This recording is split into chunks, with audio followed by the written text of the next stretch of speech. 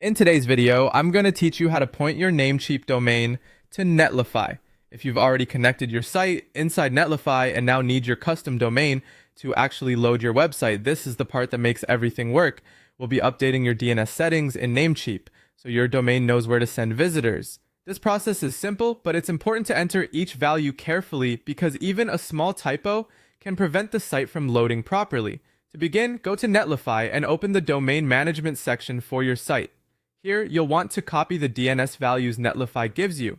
In this case, the key value you need is the A record IP address, which is 75.2.6.5.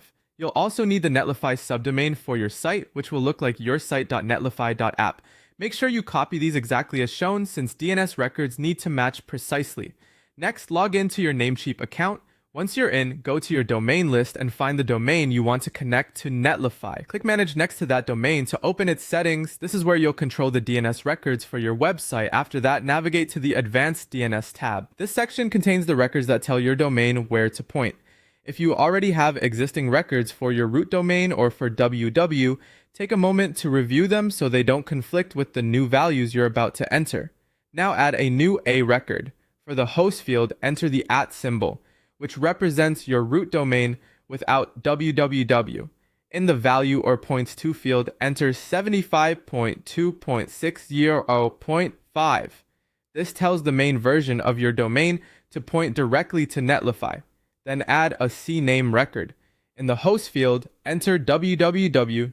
In the value field, enter your site netlify.app.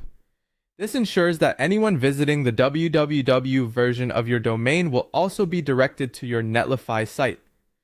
Once both records have been entered, save your changes in Namecheap. After saving, the update won't always happen instantly. DNS propagation can take some time, so it's normal if your domain doesn't start working right away.